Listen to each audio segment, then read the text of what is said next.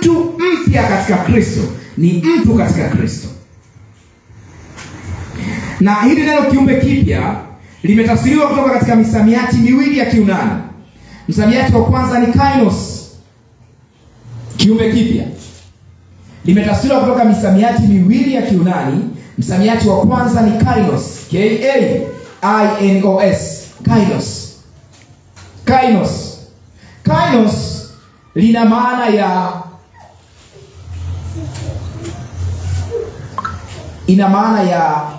inaelezea umbo. Kainos inaelezea umbo. Na katika kuelezea umbo, kainos inaelezea iliyoundwa sasa. Umbo iliyoundwa sasa, recently made, kitu kilichotengenezwa sasa. Mtu katika Kristo kiumbe kipya. Katika Kristo kainos, kiumbe kipya, inazungumzia umbo, kwamba hiki unachokiona kimeundwa sasa. Kimeundwa sasa, recently made. Lakini pia inaelezea kitu ambacho hakijatumika.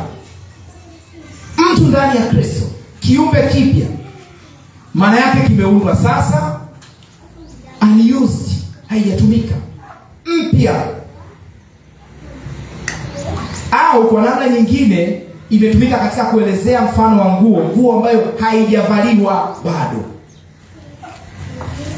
Mtu ndani ya Kristo kiumbe kipya, haijavaliwa bado, unworn.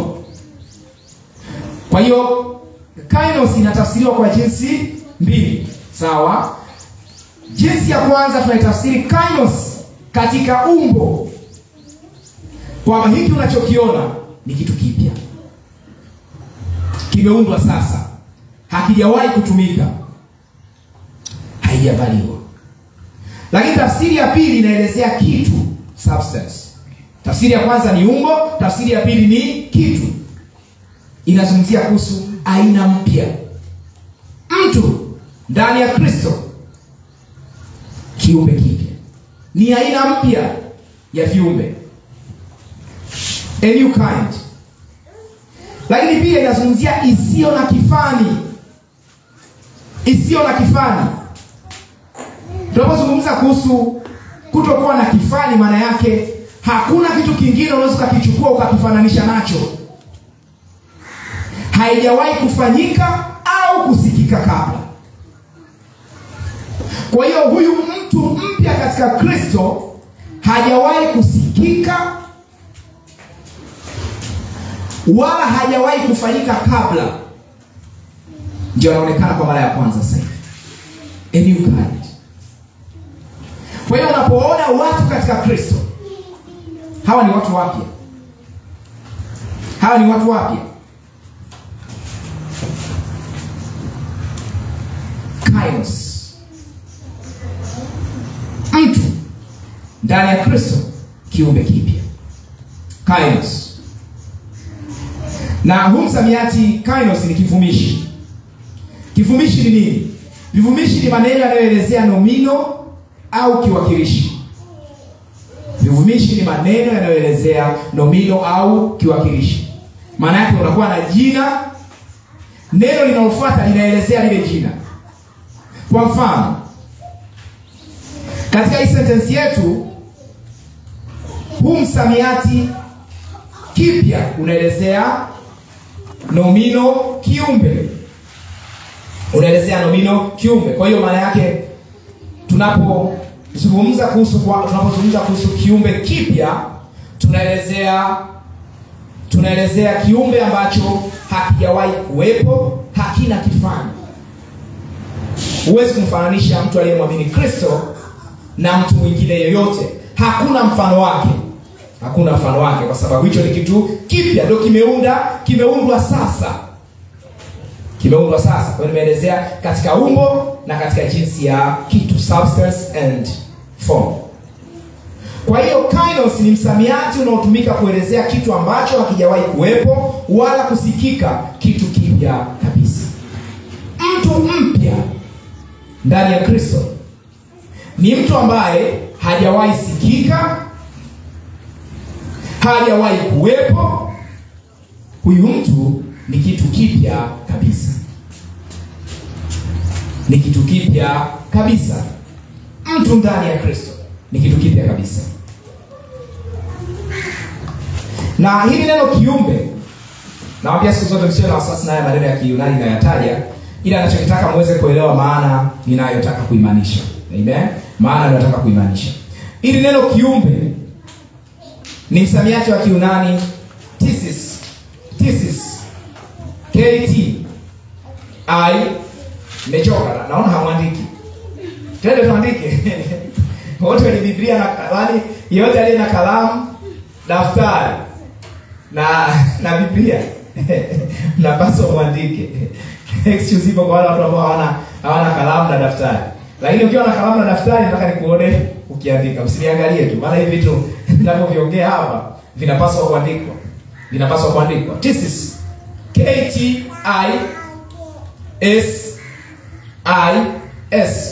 Kiumbe. Thesis.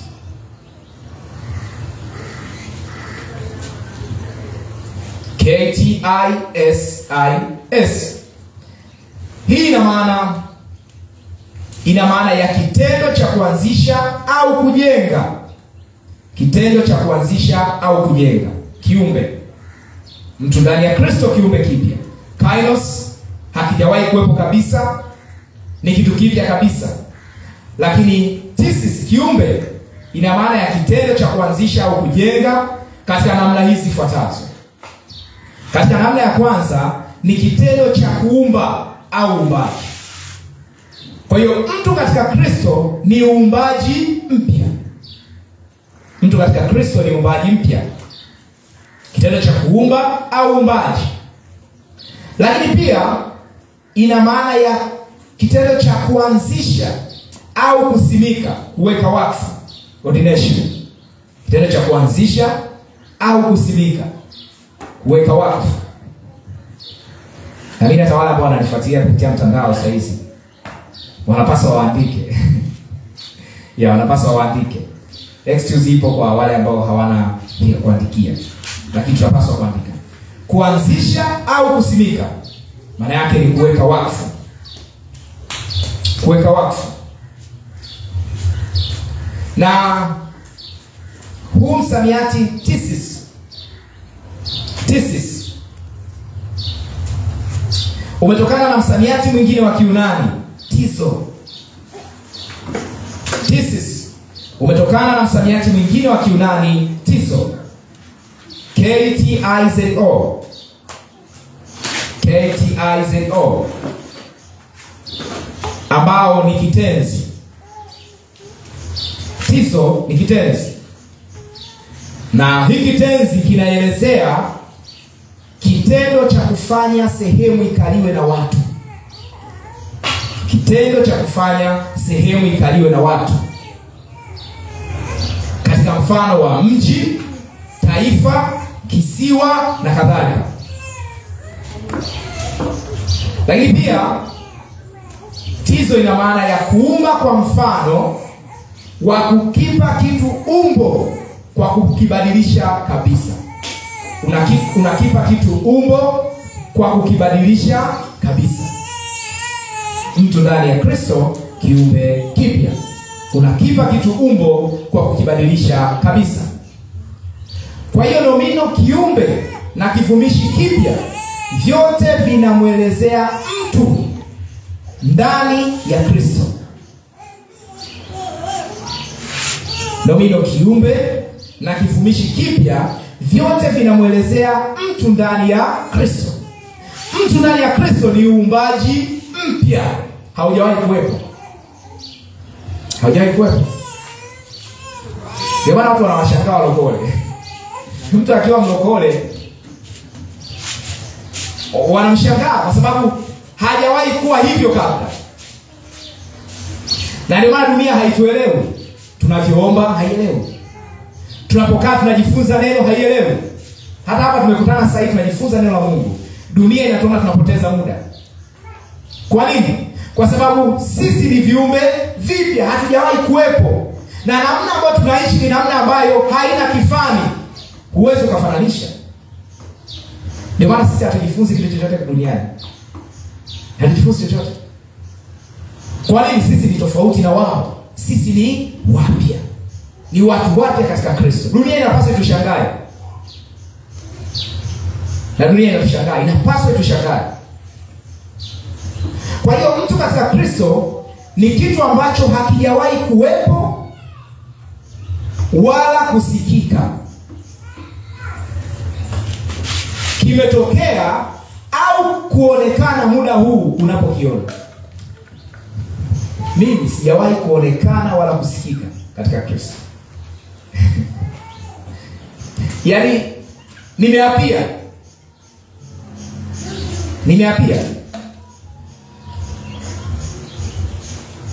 Mtu katika Kristo hana historia. Hafahamiki isipokuwa katika Kristo. Ukitaka umjue mtu katika Kristo, unamjua kupitia nani? Kupitia Kristo. Nikitaka nikufahamu wewe, ninaenda katika Kristo, ndio napata ufahamu kuhusu wewe. Nje hapo haiwezekani. Kwa nini? Kwa sababu mtu katika Kristo hana historia, hafahamiki isipokuwa katika Kristo. Hafahamiki. Ndio maana hata lugha yetu haifahamiki. Shangaa, lugha yetu ni mpya. Tunasema kwa lugha mpya. Ni lugha isiyofahamika. Ni lugha ambayo haijawahi kuwepo duniani. Na ukitaka uitambue hiyo lugha, unaenda katika Kristo ili kuitambua. Kwa sababu hakuna tafsiri ya lugha yetu katika Kristo hapa duniani, kwa kuwa ni lugha mpya, haina historia, haifahamiki isipokuwa katika Kristo. Historia na ufahamu wote kumuhusu upo katika Kristo. Ukitaka kujua historia yangu, unaenda kuitafuta katika Kristo, sio sehemu yoyote. Hakuna namna ya kumjua huyu mtu isipokuwa katika Kristo. Hayo ni maneno ya muhimu na ya maana kwako kwa namna kubwa. Narudia kuyasoma. Mtu katika Kristo hana historia, hafahamiki isipokuwa katika Kristo. Historia na ufahamu wote kumuhusu upo katika Kristo. Hakuna namna ya kumjua huyu mtu isipokuwa katika Kristo. Ndio maana tumeamua kufundisha mtu mpya katika Kristo, ili uweze kumfahamu. Kwa kumfahamu mtu mpya katika Kristo, utaweza kujifahamu wewe mwenyewe. Ndio maana muamini hana sehemu nyingine yoyote anaweza kupata ufahamu wa utambulisho wake isipokuwa katika Kristo. Isipokuwa katika Kristo. Ndio maana wanawashangaa wale watu wana trace historia ya waamini kutoka kwenye mizimu. Wana trace historia ya waamini kutoka kwenye familia zao, kwa babu zao, kwa bibi zao. Sasa babu yake alikuwa hivi na huyu yuko hivi. Hayo ni makosa. Ni makosa. Kwa sababu muamini historia yake ipo katika Kristo. Ni kiumbe kipya. Historia yake haipo kwa mizimu, haipo kwa babu yake, haipo kwa bibi yake, au kwa uzao wowote uliotangulia kabla yake katika mwili. Ndio maana anaitwa kiumbe kipya. Nataka tutazame huu msamiati mwingine ambao ni ndani ya Kristo. In Christ.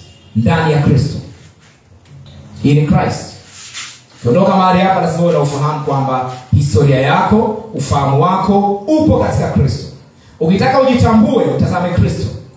Ukitaka kujua historia yako, mtazame Kristo. Usianze kupiga simu kijijini kwenu kama babu bibi yangu alikuwa anaitwa nani. Ni ujinga. Ni ujinga. Mtu katika Kristo hapaswi kujua historia yake na ufahamu wake kupitia babu yake katika mwili, au mjomba wake, au bibi yake. Nataka tutazame msamiati mwingine, ndani ya Kristo. In Christ. Neno ndani limetafsiriwa kutoka msamiati wa Kiyunani en, ambao umetumiwa kwa namna tofauti. Ndani limetafsiriwa kutoka katika msamiati wa Kiyunani en, ambao ni ambao umetumiwa kwa namna tofauti. ukiwa na maana ya ndani, in, ukiwa na maana ya kutokana na au kupitia. Ndani, kutokana na au kupitia. Lakini pia pamoja na. Kwa hiyo ni ndani, in, kutokana na au kupitia, au pamoja na. Mtu pamoja na Kristo, kiumbe kipya. Mtu aliyetokana na Kristo, kiumbe kipya. Mtu ndani ya Kristo, kiumbe kipya. Na tafsiri tofauti tofauti za Biblia zimeitumia hiyo misamiati yote. Zimetumia hiyo misamiati yote: ndani, kutokana na au kupitia, na msamiati pamoja na. Kwa hiyo tuna mtu ndani ya Kristo, tuna mtu aliyetokana na Kristo, na tuna mtu aliyeunganishwa na Kristo. Mtu aliyetokana na Kristo, mtu aliye ndani ya Kristo, na mtu aliyeunganishwa na Kristo ni kiumbe kipya. Kwa hiyo unaposema kiumbe kipya, ni mtu aliyetokana na Kristo.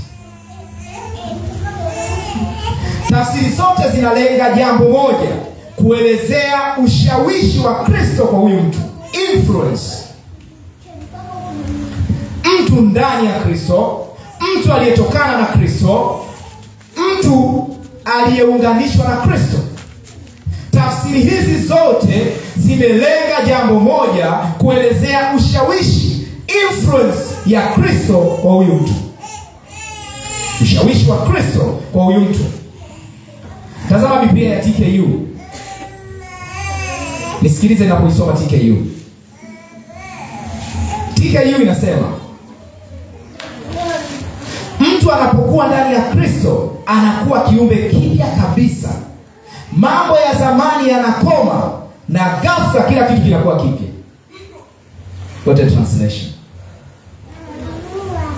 Wakasema huyu ni mtu mpya, ametokea ghafla. Mtu anapozaliwa mara ya pili anabadilika muda ule ule ghafla. Ndio maana alikuwa anaomba kawaida, unaanza kuona anaomba kwa kunena kwa lugha. Huyu ni mtu mpya. Mtu anapokuwa ndani ya Kristo anakuwa kiumbe kipya kabisa. Mambo ya zamani yanakoma na ghafla kila kitu kinakuwa kipya. Ghafla kila kitu kinakuwa kipya. Ndio maana upasi mtu anakuwa mpya. Babu yangu aliumwa nini? Babu yako alikufaje? No, ghafla, immediately mimi ni mpya. Ukitaka kujua historia yangu, ukitaka kujua ufahamu kuhusu mimi, mtazame Kristo. Mtazame Kristo. Angalia Biblia ya Easy to Read Bible. Nitaitafsiri. Anasema when anyone belong to Christ, they become a new person. Their old way of life has gone, their new life has begun.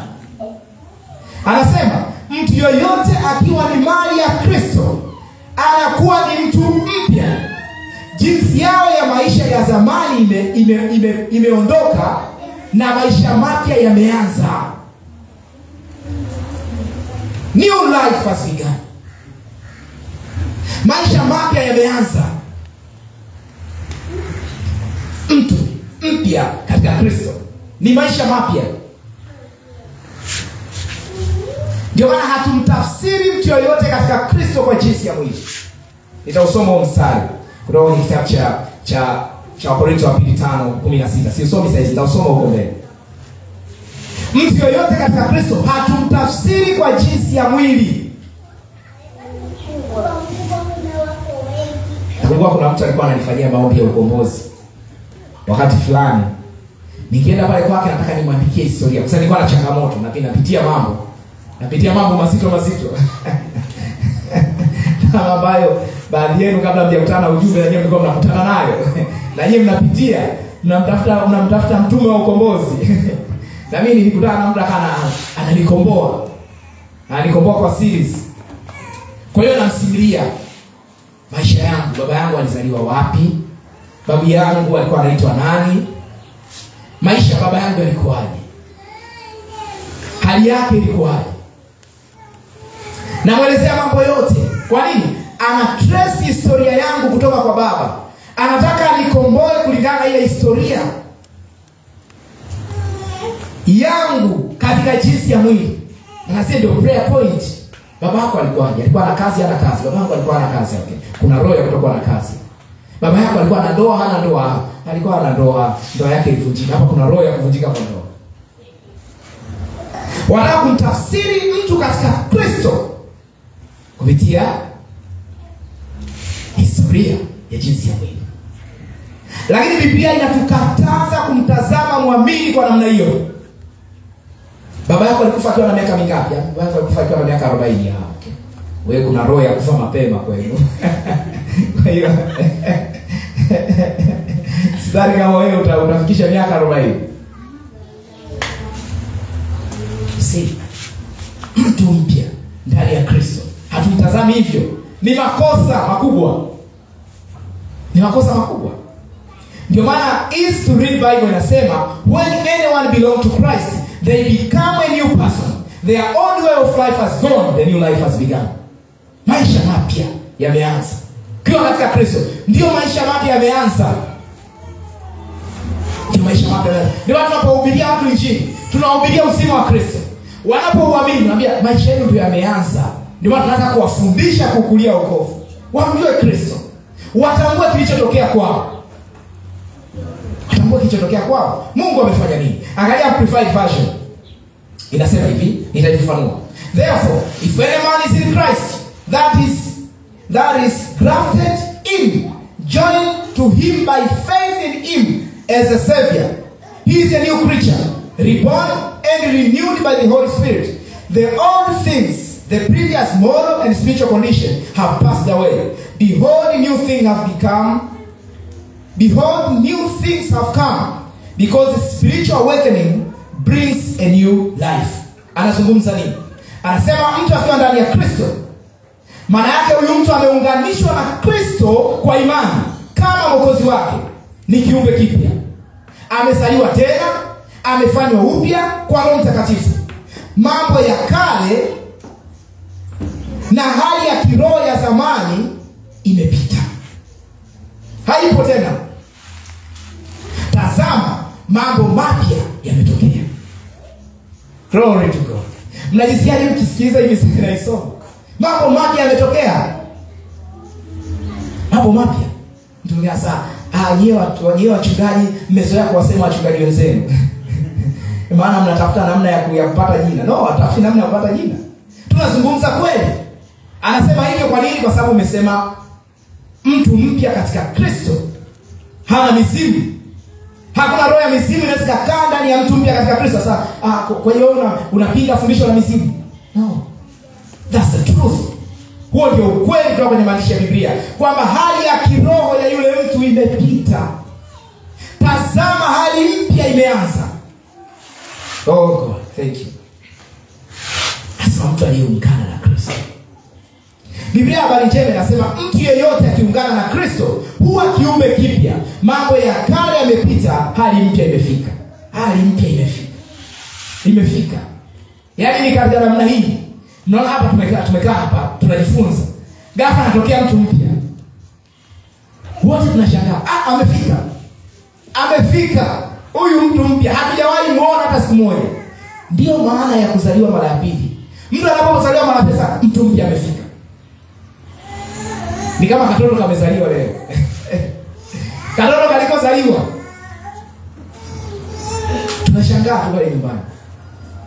Ndio maana kama mzazi una jukumu ya kwanza kufundisha kusema, kuongea, unakafundisha kula, unakafundisha kutembea. Nasema hali mpya imefika. Ndio maana tunapokuwa tunasoma ile Biblia ya TKU, anasema ghafla mtu mpya katika Kristo. Ni ghafla. Huyu hapa hajawahi kuwepo. Jamani amefika. Kama zile shangwe za mtoto akizaliwa. Amefika. Hajawahi kuwepo, kanalia, hata kanapolia, yani kanalia kwa jinsi ya upya. Hata majirani wakisikia sasa, yani hiyo nyumba kuna mtoto. Kuna mtoto. Na asiposikia kilio sometimes wanauliza hivi, kwani pale pana mtoto? Kwa nini? Mtu mpya. New creature. NLT, New Living Translation, inasema, this means that anyone who belongs to Christ has become a new person. The old life is gone, a new life has begun. Hii inamaanisha kwamba mtu yoyote ambaye ni mali ya Kristo amekuwa mtu mpya. Maisha ya kale yamepita, maisha mapya yameanza. Ndio maana mtu amezaliwa mara pita mwambia, sasa maisha yameanza. Ndio umeanza kuishi. Hapo kabla ulikuwa uishi, sasa watumishi ndio wanambwembwe tu. Hizo sio mbwembwe za wahubiri. Huo ndio uhalisia. Kama ulikuja muamini Kristo na muamini Kristo, maisha yameanza. Life has begun. Maisha yameanza. Unaanza kutazama vitu kwa namna tofauti. Unaanza kuhusiana na Mungu kwa namna tofauti. Ulikuwa kabla ulikuwa unamuogopa Mungu, sasa hivi una amani mbele za Mungu. Sasa una amani na Mungu katika Kristo. Kwa nini? Kiumbe kipya. Mara kwanza alikuwa anamuogopa. Sasa watu wakienda kanisa wanasema, jamani, mtuombee sisi wakosefu. Shetani wale watu unaenda kanisa wanasema, Bwana, hamna shida, mtuombee sisi wakosefu. Wanamuogopa Mungu. Hawezi kuomba wenyewe. Wanataka sisi ndio pia tuwafanyie kazi ya kuomba. Sasa anasema hapa tutaombea wakosefu. Haini mbona anambia yeye lazima muamini Kristo. Hii msimogope Mungu. Kwa sababu kinachofanya muogope Mungu ni nini? Hamjaamini. Yeye sio viumbe vipya. Bado mnaishi katika kale. Biblia ya Kiswahili ya Kongo inasema, basi mtu yoyote anapoungana na Kristo, yeye anakuwa kiumbe kipya. Mambo ya zamani yametoweka na sasa hali mpya imefika. As alive. Hallelujah. Amen. Glory to God. Amen. Mtu mpya katika Kristo. Ndio maisha yetu yote tutaspendi kufundisha hivi. Watu wajue. Basi mtu yeyote anapoungana na Kristo, yeye anakuwa kiumbe kipya. Mambo ya zamani yametoweka na sasa hali mpya. Na hapa yeye asemi hali mpya, anasema hali mpya. Biblia ya Kongo inasema hali mpya imefika. Hey. Hali mpya imefika. Has arrived. Has arrived. Kama mtu akizaliwa mara pili tunampokea kwenye familia ya Mungu. Atuambia jamani, nimefika. Nimefika. Nimefika. Ndio tunaimba wimbo ule wa tenzi, nilikuwa kondoo. Sasa nampenda Baba na mchunga pia. Ile verse ya mwisho inasema ule beti wa mwisho wa hiyo tenzi anasema ule mstari ambao anasema nilikuwa sijui njia lakini kwa hiyo tenzi namba 30 tutaimba kesho asubuhi. Tutaimba kesho asubuhi. Kama sio kesho asubuhi tukimaliza hapa tutaimba hiyo tenzi. Siko na mtu mpya amewasili, alikuwa ujui mlango wa kwenda kwa Baba, alijua njia ni ile. Njia ni ile, nimefika. Ndio maana mtume Paulo kwenye kitabu cha Efeso anasema hivi, anawaambia ninyi si wageni bali ni wenyeji pamoja na watakatifu, watu wa nyumbani mwake Mungu. Sio na watu wapya. Naambia watakatifu wazio, jamani nimefika. As alive. Katika Kristo. Ni kiumbe kipya. Wewe huwezi kwenda kumtafuta kwa mizimu. Mera kule kwetu Mbeya, natafuta kwa mizimu. Eti huyu historia yake ipoje? Sina historia. Sina historia. Ukitaka historia yangu naitazama msalabani. Kimtazama yule mtu pale msalabani, unaona historia yangu. Ukitaka tafsiri yangu, kamusi, dictionary ya muamini, unamtazama Kristo. Kila neno unalolitafuta unamtazama Kristo. Hiyo ndio kamusi ya muamini. In Christ, ndani ya Kristo. Usimtafute muamini nje ya Kristo. Bwana Yesu asifiwe. Hallelujah. Angalia matumizi ya huo msamiati kwenye kitabu cha Mathayo 1:18, msamiati ndani ya Mathayo 1:18. Mathayo 1:18. Mathayo 1:18. Hazala. Tumefika 1:18. Tupo mlima Sayuni. Anasema Mathayo 1:18. Anasema sauti ilisikiwa Lama, kilio na maombolezo mengi. Raheli akiwalilia watoto wake, asikubali kufarijiwa kwa kuwa hawako. Nataka usome Mathayo 1:20.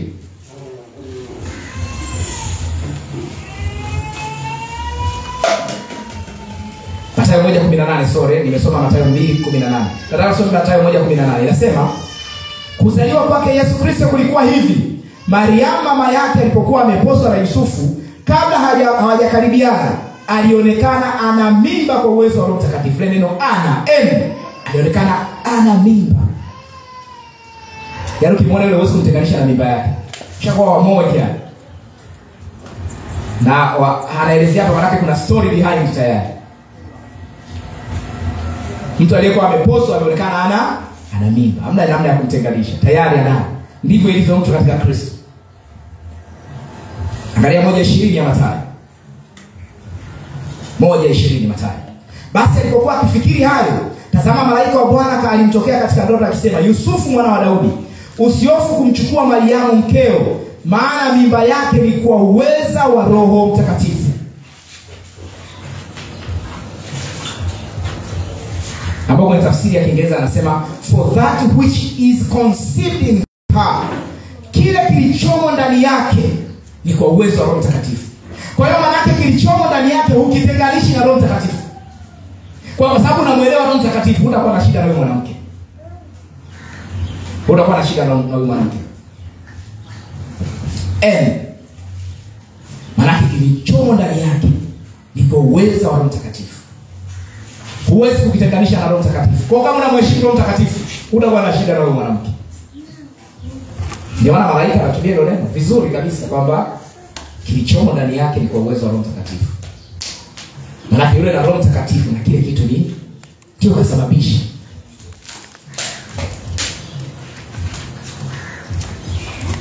Nataka tutazame msamiati mwingine. Mkiona naenda haraka mniambie. Amen. Mkiona naenda haraka tafadhali msisite kuniambia kwamba mchungaji hiyo speed punguza kidogo.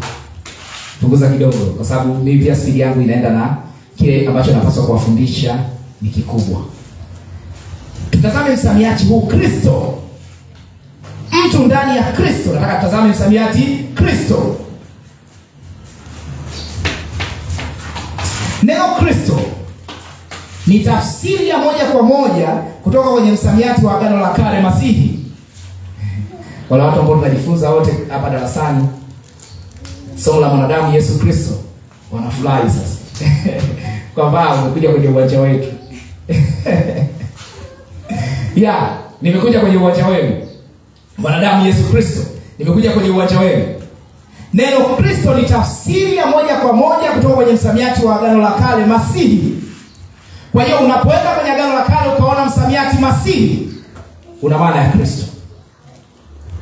Katika Agano Jipya, Masihi, Agano la Kale, Masihi, Agano la Kale, Agano Jipya ni Kristo. Kristo ni tafsiri ya moja kwa moja kutoka kwenye msamiati wa Agano la Kale, Masihi, Mesiah. Na neno Masihi, nataka tulifafanue neno Masihi. Neno Masihi limetafsiriwa kutoka katika neno la Kiyunani Mashiach. Mashiach.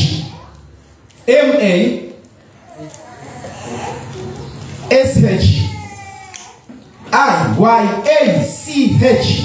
Mashiach.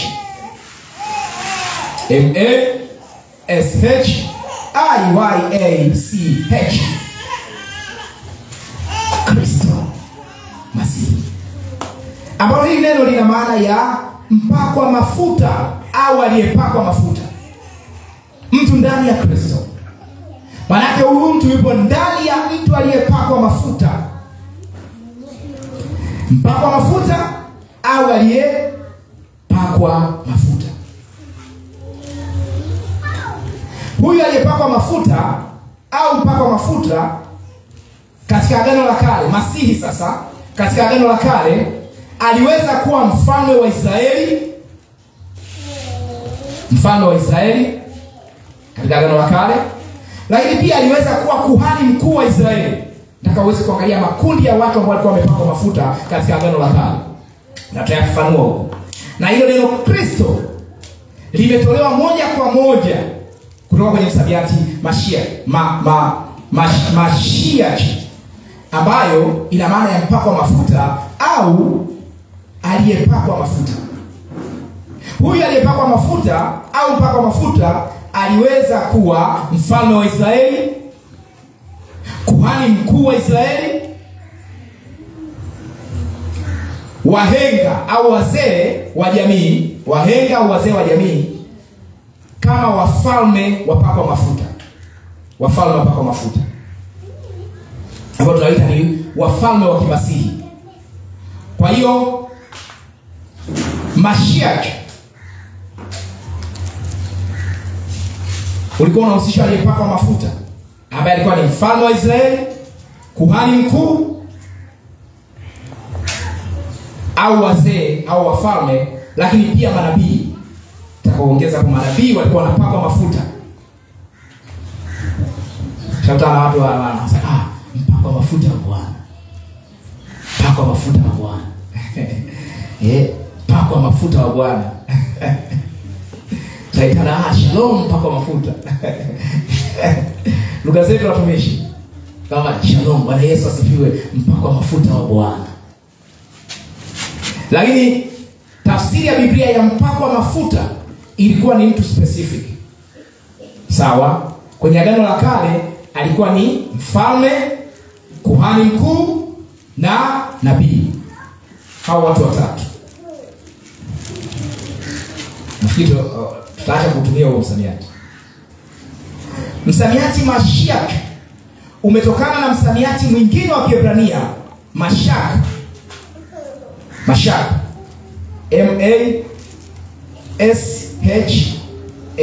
M-A-S-H-A-C-H. Mashak. M-A-S-H-A-C-H. Ambao hii Mashak ni kitenzi chenye maana ya kitendo cha kupaka, to anoint, kusambaza majimaji, kusugua kwa kutumia mafuta. Kusugua kwa kutumia mafuta, to anoint. Na haya yote yalikuwa yanafanyika kwa ajili ya kuwatenga hawa watu, to consecrate them, kuwatenga. Walipokuwa wanawapaka mafuta wale manabii, wanawapaka mafuta wale makuhani wakuu, wanapowapaka mafuta wafalme, ilikuwa ni kuwatenga kwa ajili ya kusudi maalum. Lengo la kupaka mafuta ilikuwa ni kuwa consecrate, kuwatenga. Wapaka mafuta hawa mamasihi wa Agano la Kale walikuwa wanatengwa, Kwa hiyo kupakwa mafuta ina maana ya kumtenga mtu au kumweka wakfu kwa ajili ya kazi maalum. Kumtenga mtu au kumweka wakfu kwa ajili ya kazi maalum. Hapa nafafanua katika Agano la Kale, very important. Nafafanua katika Agano la Kale, walikuwa wanampaka mafuta mtu ili wamtenge kwa ajili ya kazi maalum. Hiyo kazi ilikuwa huyu mtu atumike kama kuhani, kama mfalme au nabii. Hizi tatu. Na hizo tatu tutaenda nazo mpaka mwisho wa hili somo. Hayo mambo matatu. Huyu mpakwa mafuta kama kuhani, kama mfalme na kama nabii. Tutaenda nayo hili somo lote kuweza kuyajadili na kuyaona hayo. Kwa hiyo matumizi ya msamiati Mashiach, anointed, au aliyepakwa mafuta, aliyetiwa mafuta, umetumika kwa mara ya kwanza kabisa katika Biblia ya Kiebrania ya Agano la Kale ikimwelezea kuhani. Kwa mara ya kwanza kabisa unapouona msamiati to anoint, msamiati Mashiach katika Biblia ya Kiebrania umetumika kwa mara ya kwanza kabisa ukimwelezea kuhani katika kitabu cha Mambo ya Walawi. Fungua kitabu cha Mambo ya Walawi 4:3. Mambo ya Walawi 4:3. Mtu ndani ya Kristo, kiumbe kipya. Kristo ni tafsiri ya moja kwa moja kutoka kwenye neno Masihi, Mashiach. Mambo ya Walawi 4:3. Mambo ya Walawi sura 4 mstari wa 3.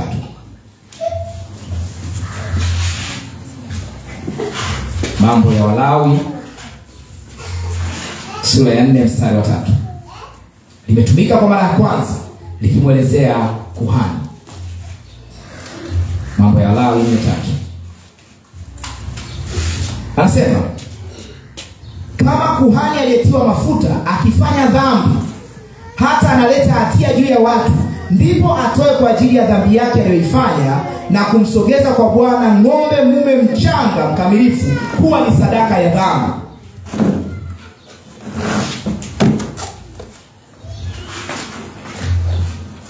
Kuhani aliyetiwa mafuta akifanya dhambi hata analeta hatia juu ya watu, ndipo na atoe kwa ajili ya dhambi yake aliyoifanya na kumsogeza kwa Bwana ng'ombe mume mchanga mkamilifu kuwa ni sadaka ya dhambi. Kuhani aliyetiwa mafuta. Kuhani aliyetiwa mafuta. Angalia mstari wa 5. Kwa hiyo kutiwa mafuta, to anoint, Masihi.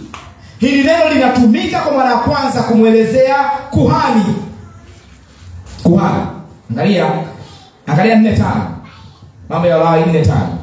Anasema, kisha huyo kuhani aliyetiwa mafuta atatwaa baadhi ya damu ya huyo ng'ombe na kuileta ndani ya hiyo hema ya kukutania. Kuhani aliyetiwa mafuta. Angalia 4:16. 4:16. Tunamzungumzia kuhani. Kisha ng'ombe atachinjwa mbele za Bwana. Kisha kuhani aliyetiwa mafuta atatwaa katika damu ya huyo ng'ombe na kuileta ndani ya hema ya kukutania.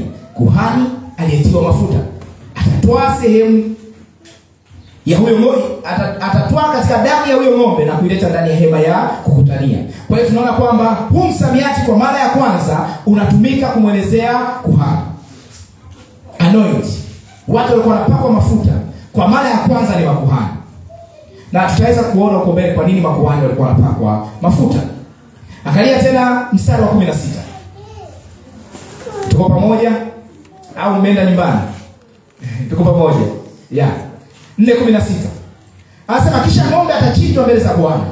Kisha kuhani aliyetiwa mafuta atatwaa katika damu ya huyo ng'ombe na kuileta ndani ya hema ya kukutania. Kuhani aliyetiwa mafuta. Anointed priest. Kristo.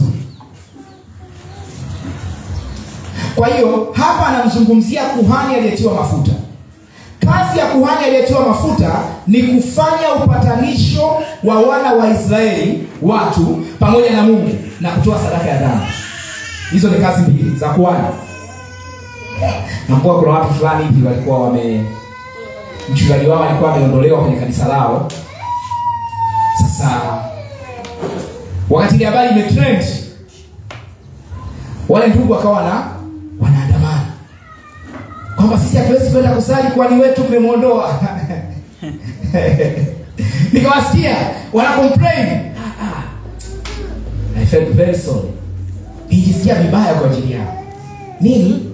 Hamwezi kwenda kusali kwa nini? Kwa sababu kuhani wetu wamemwondoa. Kwa wanalalamika wale viongozi waliomtoa kuhani wamrudishe.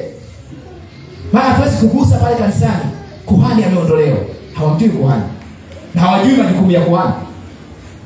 Kwa sababu majukumu ya kuhani yalikuwa ni kufanya upatanisho wana wa Israeli au watu wa Israeli pamoja na Mungu na kutoa sadaka ya dhambi. Hizo ndio ilikuwa kazi za kuhani. Afanye upatanisho, atoe sadaka ya dhambi. Ukienda kuwauliza, jamani, ndugu zetu, huyu kuhani ambaye ameondolewa na kiongozi wenu hapa kanisani, mnasema hamwezi kuingia kanisani kwenda kuabudu kwa sababu hayupo, ana anatoa sadaka ya dhambi kwa ajili yenu na anawapatanisha na Mungu, hao inabidi wakalishe darasa la wiki nzima, uwafundishe. Ikiwezekana miezi 3 uwafundishe waweze kujua kuhani ni nani na majukumu yake ni yapi. Otherwise tunaingia kwenye ibada ya sanamu pasipo kujua. Angalia mambo ya Walawi hiyo sura ya 4 mstari wa 3, nataka tuangalie. Nitasoma mpaka mstari wa 20 afu nitawapa summary yake. Anatuelezea kazi ya kuhani. Anasema mstari wa 3, kama kuhani aliyetiwa mafuta akifanya dhambi hata analeta hatia juu ya watu, ndipo na atoe kwa ajili ya dhambi yake aliyoifanya na kumsongeza kwa Bwana ng'ombe mume mchanga mkamilifu kuwa ni sadaka ya dhambi. Naye atamleta huyo ng'ombe na kumweka mlangoni pa hiyo hema ya kukutania mbele za Bwana. Naye ataweka mkono wake kichwani mwake ng'ombe na kumchinja huyo ng'ombe mbele za Bwana. Kisha huyo kuhani aliyetiwa mafuta atatoa baadhi ya damu ya huyo ng'ombe na kuileta ndani ya hiyo hema ya kukutania. Kisha kuhani atatia kidole chake katika hiyo damu na kunyunyiza damu mbele ya Bwana mara 7 mbele ya pazia la mahali patakatifu. Kisha kuhani atatia baadhi ya hiyo damu juu ya pembe za madhabahu ya kufukizia uvumba mzuri mbele ya Bwana iliyo ndani ya hema ya kukutania. Kisha damu yote ya huyo ng'ombe ataimwaga hapo chini ya madhabahu ya sadaka ya kuteketezwa iliyoko mlangoni pa hema ya kukutania. Kisha mafuta yote ya huyo ng'ombe wa sadaka ya dhambi atayaondoa, mafuta yote yafunikayo matumbo na mafuta yote yaliyo katika matumbo na figo zake 2 na mafuta yaliyoshikamana nazo yaliyo karibu na kiuno chake na kitambi kilicho katika ini pamoja na hizo figo, hayo yote atayaondoa. Vile vile kama yanavyoondolewa katika ng'ombe wa kuchinjwa kwa sadaka za amani. Kisha huyo kuhani atayateketeza juu ya madhabahu ya sadaka ya kuteketezwa. Kisha ngozi yake ng'ombe na nyama yake yote pamoja na kichwa chake pamoja na miguu yake na matumbo yake na mavi yake, maana huyo ng'ombe mzima atamchukua nje ya marago hata mahali safi, hapo wamwagapo majivu, naye atamchoma moto juu ya kuni, atachomwa moto hapo majivu ya mwagwapo. Na kama mkutano mzima wa Israeli ukifanya dhambi na jambo lenyewe likayafichamania macho ya hao mkutano, nao wamefanya mmoja wapo katika mambo yaliyozuiliwa na Bwana kwamba wasiyafanye, nao wamepata hatia, hapo itakapojulikana hiyo dhambi walioifanya, ndipo mkutano utatoa ng'ombe mume mchanga wa sadaka ya dhambi na kumleta mbele ya hema ya kukutania. Kisha wazee wa mkutano wataweka mikono yao kichwani mwake huyo ng'ombe mbele za Bwana. Kisha ng'ombe atachinjwa mbele za Bwana. Kisha kuhani aliyetiwa mafuta atatoa katika damu ya huyo ng'ombe na kuileta ndani ya hema ya kukutania. Kisha kuhani atatia kidole chake katika hiyo damu na kuinyunyiza mbele za Bwana mbele ya pazia mara 7. Kisha nyingine katika hiyo damu ataitia katika mbele za madhabahu iliyo mbele za Bwana iliyoko ndani ya hema ya kukutania. Kisha damu yote ataimwaga hapo chini ya madhabahu ya sadaka ya kuteketezwa iliyo mlangoni na hema ya kukutania. Kisha atayaondoa mafuta yake yote na kuyateketeza juu ya madhabahu. Ndipo atakapomfanyia huyo ng'ombe kama alivyomfanyia huyo ng'ombe wa sadaka ya dhambi, atamfanyia na huyu vivyo, naye kuhani atawafanyia upatanisho, nao watasamehewa. Kuhani atafanya nini? Upatanisho. Hii kazi tuliyoiona hapa ya kutoa sadaka ya dhambi, kazi ya kufanya upatanisho, alifanya kwa kunyunyiza damu mbele za Bwana. Kuhani anafanya kazi na damu mbele ya pazia la mahali patakatifu. Hii inaeleza huduma yake mahali patakatifu. Kwa hiyo alitengwa kwa ajili ya hii huduma. Kuhani anapakwa mafuta kumconsecrate, kumtenga kwa ajili ya hii huduma. Yaani kutoa sadaka ya dhambi na kufanya upatanisho. Kazi mbili muhimu. Nataka uzinoti hizo kazi za kuhani kwa sababu tutaenda nazo tunapomtazama kuhani katika Agano la Kale. Kwa hiyo huyo ndio Masihi. Kwa hiyo utakapomtazama Kristo katika Agano Jipya, ambaye neno Kristo limetafsiriwa moja kwa moja kutoka katika neno Masia au Masihi, maana yake utamtazama katika kazi mbili kama kuhani. Moja ni kutoa sadaka ya dhambi, kazi ya pili ni kufanya upatanisho. Kwa ukisikia mtu anasema mtu akiwa ndani ya Kristo kiumbe kipya, akiwa ndani ya Masihi kama kuhani ni kiumbe kipya. Kuhani amefanya kazi zake mbili, upatanisho wa dhambi na upatanisho pamoja na kutoa sadaka ya dhambi. Kwa hiyo tunaona kwamba hii huduma inahusiana na watu kusamehewa dhambi zao. Kazi ya kuhani, huduma yake ilikuwa inahusika na dhambi.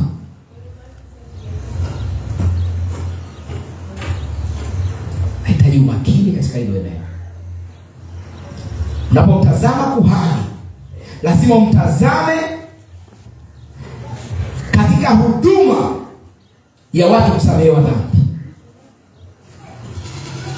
Ndio maana wana wa Israeli walikuwa wakimwona kuhani, kwao ilikuwa ni tumaini. Kwao ilikuwa ni tumaini. Pastor alikuwa anafundisha Jumanne au Jumapili, lakini nafikiri siku moja hapo kati ya hizo alikuwa anafundisha, na kati ya Alhamisi au Jumapili alifundisha kwamba yule kuhani alikuwa akienda kule ndani kwenda kunyunyiza damu, akitoka watu wana amani, wanafurahi kwamba dhambi zetu zimesamehewa. Kuhani alikuwa ni tumaini kwao. Kwa nini? Kwa sababu kuhani alihusika na watu kusamehewa dhambi zao. Kuna watu wanajiita makuhani. Mimi ni kuhani wa Bwana. Kaweka kola yake nyeupe pasa. Mimi ni kuhani. Hii ni huduma yetu makuhani. Makuhani huduma yetu. Huduma hiki. Kuhani anahitaji heshima special ya makuhani. Na wanaagiza kabisa watu wawe na makuhani wao. Hakikisha makuhani wako. Sasa hiyo ndio kuhani wangu, hiyo ndio kuhani wako. Mtu anafanya nini? Let's say ni kuhani wako, anafanya kazi gani? Je, anahusika na wewe kusamehewa dhambi zako? Kama hilo swali linakosa majibu, inakupasa uwe mtulivu na upunguze kuongea. Uwe mtulivu na upunguze kuongea. Ukae ujifunze. Kwa hiyo tunaona kwamba huyu kuhani alipakwa mafuta, alitengwa au kuweka wakfu kwa kazi hii, kufanya upatanisho kwa kutoa sadaka ya dhambi na kunyunyiza damu mbele za Bwana. Hapo ni mstari wa 6 na mstari wa 17. Kwenye hiyo Mambo ya Walawi 4. Mstari wa 20 anasema kuhani atawafanyia upatanisho nao watasamehewa. Kuhani atawafanyia upatanisho nao watasamehewa. Na upatanisho ulikuwa ni kazi ya kuhani. Kuhani akiwapatanisha walisamehewa. As long as kuhani amefanya kazi yake, wana wa Israeli wako salama. Wamesamehewa, wana amani.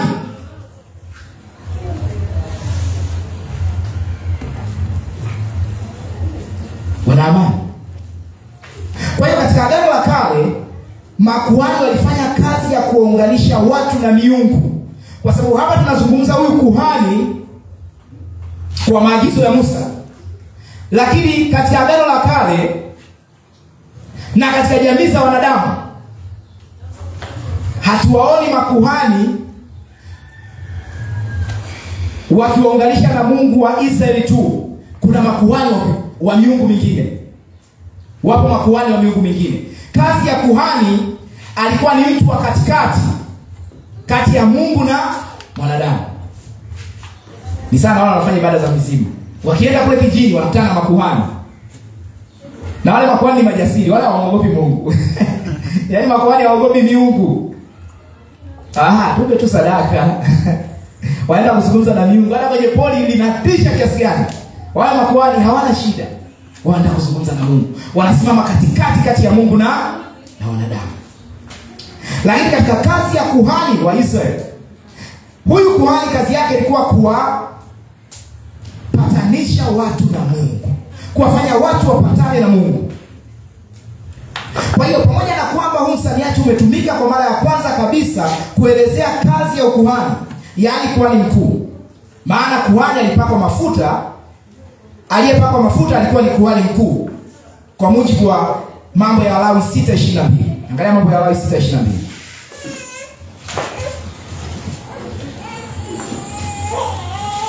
Kuelezea kazi ya ukuhani kwa mafuta. Mambo ya Walawi 6:22. Anasema Mambo ya Walawi 6:22. Anasema na huyo kuhani aliyetiwa mafuta badala yake katika hao wanawe ataisongeza atateketezwa kabisa kwa Bwana kwa amri ya milele. Huyu kuhani aliyetiwa mafuta alifanya kazi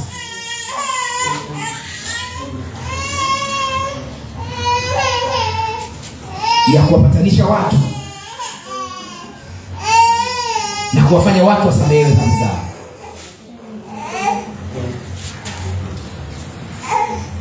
Tazama tena katika kitabu cha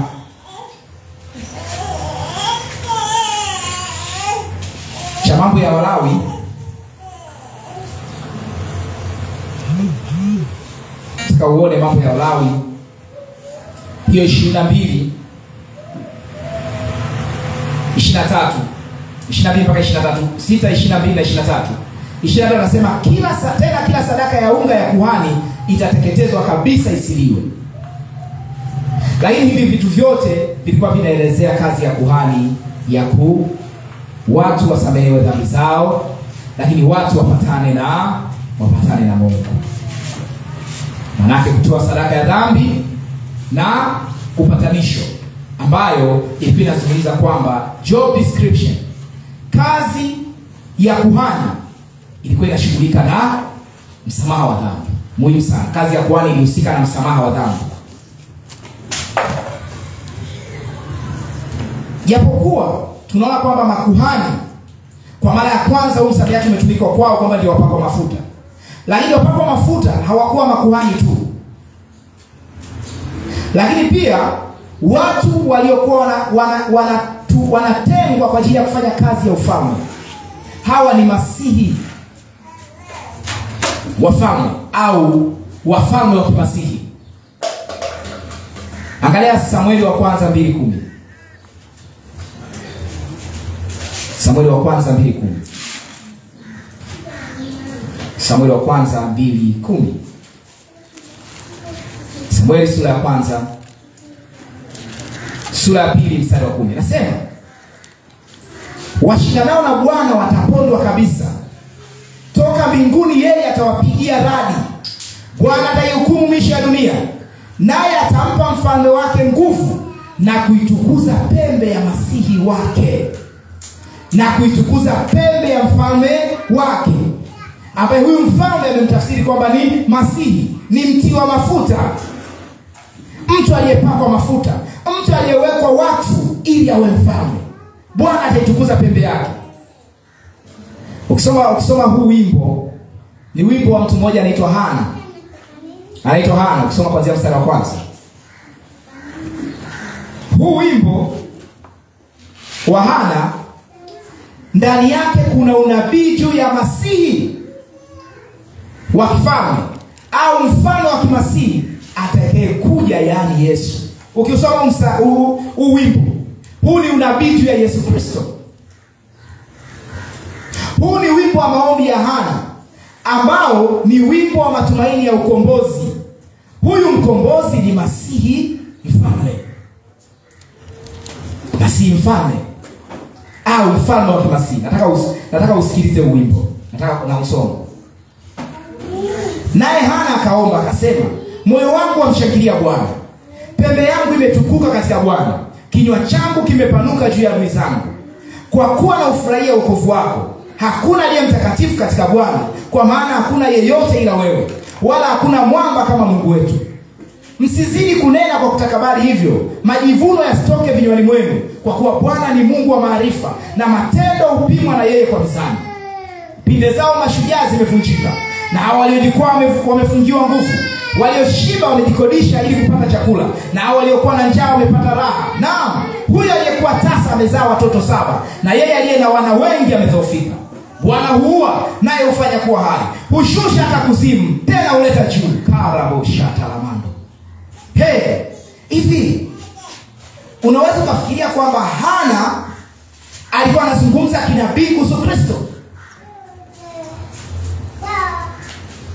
Au mkimsoma Hana mnato ni mama mmoja ambaye alikuwa hana watoto, mke mwenzia na watoto wengi, kwa hiyo anamnyanyasa. Mnakusanyika kwenye maombi ya kumpiga Penina kwa kutumia mistari ya Hana. Wakati Hana akikaa anapoomba katika unabii anazungumza kuhusu Kristo. Mstari wa 6 anasema Bwana huua naye huisha, hushusha hata kuzimu, tena huleta juu. Mtume Paulo anafundisha katika kitabu cha Warumi sura ya 10 akizungumza kuhusu ufufuo wa Yesu Kristo kutoka kwa wafu. Kushuka kuzimu na kuletwa juu. Inazungumza kuhusu Yesu kufufuka kutoka katika wafu na Yesu Kristo kufa. Anazungumza unabii juu ya Kristo. Bwana hufukarisha mtu naye utajirisha, hushusha chini tena huinua juu. Humwinua mnyonge kutoka mavumbini, humpandisha mhitaji kutoka jehanamu, ili awaketishe pamoja na wakuu, wakakirithi kiti cha enzi cha utukufu. Kwa maana nguzo za dunia zina Bwana, naye ameweka ulimwengu juu yake. Yeye atailinda miguu ya watakatifu wake, bali waovu watanyamazishwa gizani. Maana kwa nguvu hakuna atakayeshinda. Washindanao na Bwana watapondwa kabisa. Toka mbinguni yeye atawapigia radi. Bwana ataihukumu miisho ya dunia, naye atampa mfano wake nguvu na kuitukuza pembe ya masihi wake. Hana anamuona Yesu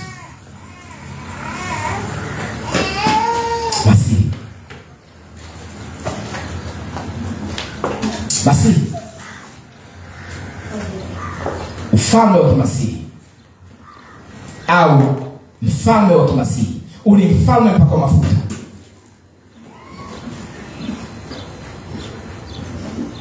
Katika unabii wa Hana anamzungumza huyo, ambao katika Agano Jipya linamtafsiri kama Kristo. Angalia Samueli wa kwanza 2:35.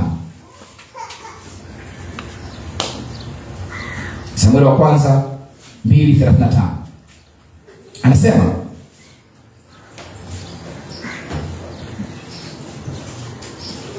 nami nitajinulia kuhani mwaminifu, atakayefanya sawasawa na mambo yote nilionayo katika moyo wangu na katika nia yangu, nami nitamjengea nyumba ili awe imara, naye atakwenda mbele ya masihi wangu milele. Masihi mtiwa mafuta. Samueli wa kwanza 12:13. Nataka uione hiyo hotuba ya Samueli. Anatumia msamiati masihi, mtiwa mafuta au mpako mafuta. Ukienda kusoma mstari au kusoma mistari yote ambayo inahusisha msamiati, inazungumza kuhusu mtu ambaye katika lugha ya Kiyunani,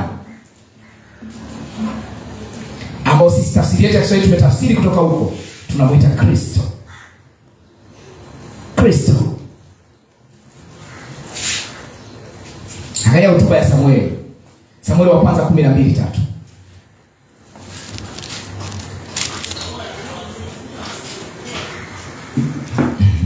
Glory to God.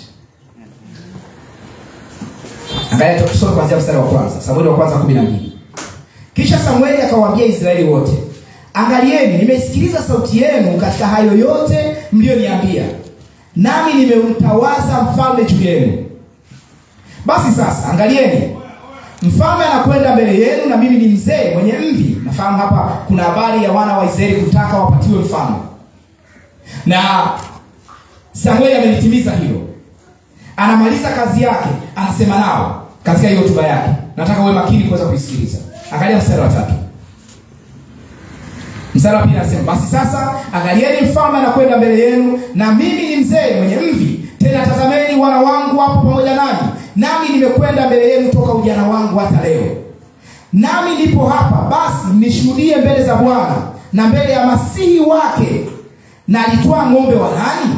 Au nalitwaa punda wa nani? Au ni nani niliyemdhulumu? Ni nani niliyemwonea? Au kwa mkono wa nani nimepokea rushwa nipofushe macho? Nami nitaurudishia ninyi mbele ya Bwana na mbele ya masihi wake. Mbele ya Bwana na mbele ya masihi wake. Mstari wa 5 anasema, nao wakasema, hukutudhulumu wala kutuonea, wala hukupokea kitu kwa mkono wa mtu awaye yote.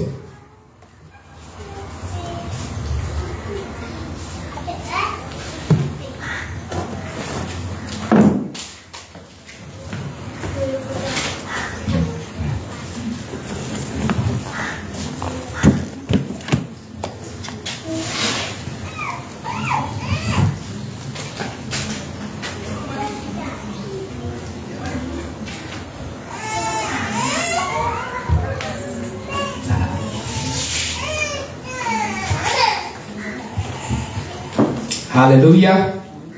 Haleluya. Amen. Mstari wa 5. Anasema akawaambia, Bwana ni shahidi juu yenu na Masihi wake ni shahidi leo, ya kuwa hamkuona kitu mkononi mwangu, nao wakasema yeye ni shahidi.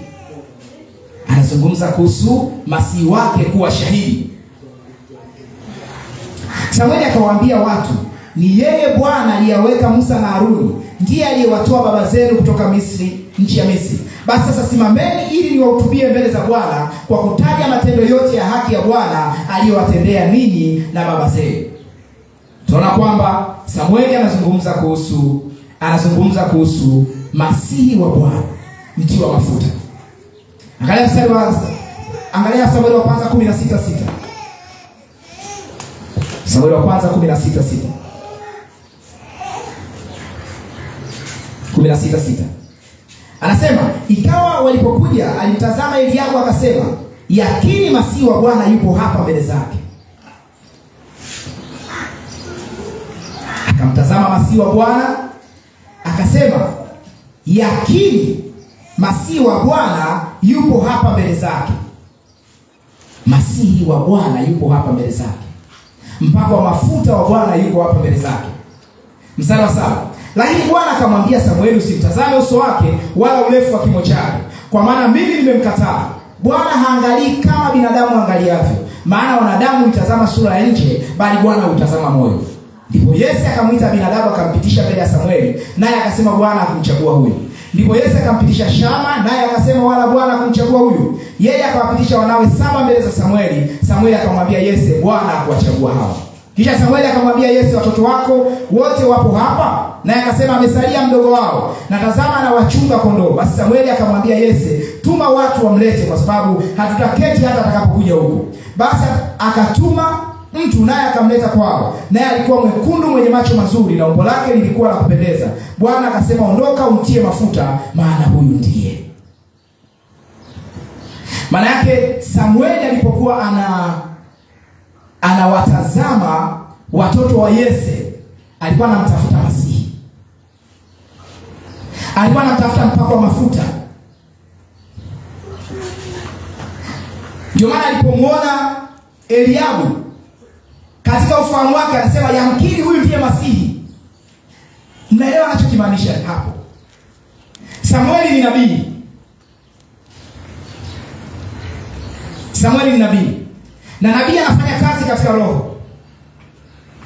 Anapotafuta mtu wa kumpaka mafuta, anamtafuta mtu ambaye atamuona Masihi ndani yake. Kwa tafsiri nyingine, alikuwa anamtafuta mtu ambaye atamuona Kristo ndani yake.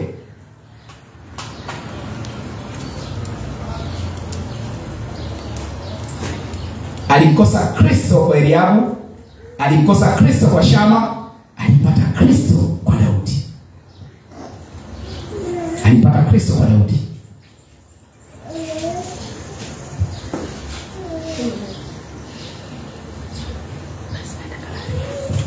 Kwa hiyo maana unaona kwamba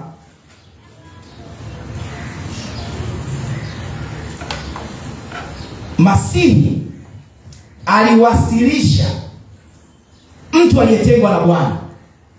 Kwa hiyo katika watoto wote wa Yese, aliyetengwa na Bwana kwa ajili ya kazi ya ufalme alikuwa ni Daudi. Alikuwa ni Daudi. Na Samueli anafanya maamuzi ya kumpaka mafuta kwa kutumia kile anachokiona kwake kwamba huyu ni Masihi wa Bwana, kwa sababu sio Masihi wa Bwana. Anakutana na Daudi anasema huyu ndiye. Ndio maana kitabu cha Zaburi anazungumza, anasema Mungu anasema nimemwona Daudi mtumishi wangu, nikampaka mafuta ili mkono wake uwe naye mkono wangu uwe naye daima. Kwa nini? Masihi alikuwa anatimiza mapenzi ya Mungu. Alikuwa anatengwa kwa ajili ya mapenzi ya Mungu. Daudi alitengwa kwa ajili ya kazi ya Mungu kama mfalme.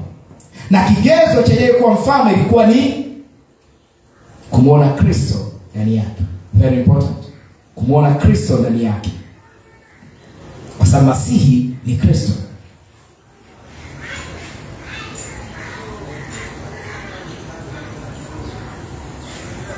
Kwa hiyo maandishi ya vitabu vya Samueli wa kwanza na Samueli wa pili,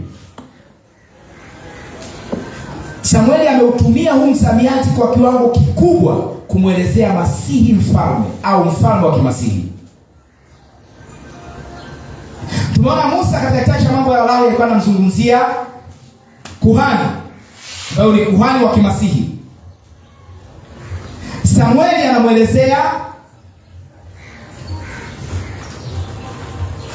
mfalme wa kimasihi. Muhimu sana kwa sababu hili somo lote mpaka mwisho tutakuwa tukiwatazama makuhani na wafalme wa kimasihi na manabii wa kimasihi.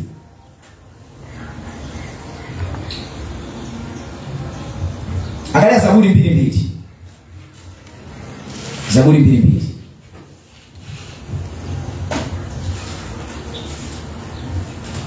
Zaburi sura ya 2 mstari wa 2. Zaburi sura ya 2 mstari wa 2.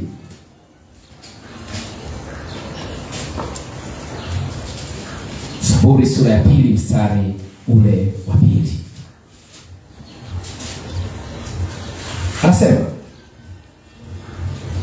Anasema wafalme wa dunia wanajipanga na wakuu wanafanya shauri pamoja juu ya Bwana na juu ya Masihi wake. Atumia msamiati Masihi, mti wa mafuta wake. Wale wanafunzi wa Yesu Kristo wakati wanapitia ufia kwenye kitabu cha Matendo ya Mitume, wanapokutana kuomba wanaunukuu mstari, na wanapounukuu mstari wanautafsiri kwamba Masihi ni Yesu Kristo. Kwa hiyo Daudi anapozungumza hapa kuhusu Masihi wa Bwana alikuwa anamzungumzia Kristo. Kristo ambaye ni Yesu. Huu ni unabii juu ya mfalme au mfalme wa kimasihi Yesu. Wanafunzi wa mitume walinukuu mstari katika sala yao kwenye Matendo ya Mitume 4:25 mpaka 26. Walinukuu mstari. Wanapomtafsiri Masihi kwenye Agano la Kale, wanamtafsiri kama Kristo ambaye ni Yesu kwenye Agano Jipya.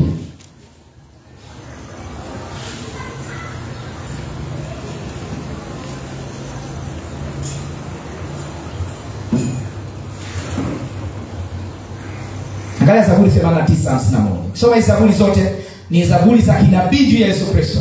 Na sehemu yote zinapozungumza kuhusu Yesu Kristo wanamtaja kama Masihi katika Agano la Kale. Zaburi 89 mstari wa 51. Zaburi 89 mstari wa 51. Bwana Yesu asifiwe. Amen. Hallelujah. Amen. Wow. Hizo sauti zenu zinaonyesha kwamba tuko pamoja. Tuko pamoja. Zaburi 89:51 anasema ambayo adui zako wamesimanga, Bwana, naam, wamesimanga hatua za Masihi wako. Wasimanga hatua za Masihi wako.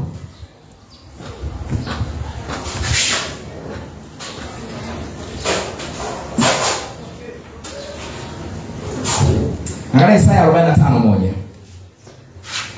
Isaya 45:1.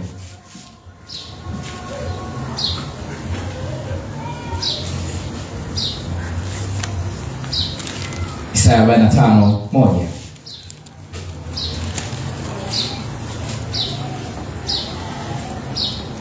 Isaya 45:1. Anasema haya ndiyo Bwana amwambiayo Koreshi masihi wake, ambaye nimemshika mkono wake wa kuume ili kutiisha mataifa mbele yake, nami nitalegeza viuno vya wafalme ili kufungua milango mbele yake, hata malango hayatafungwa. Anamzungumzia Koreshi kama mfalme wa kimasihi.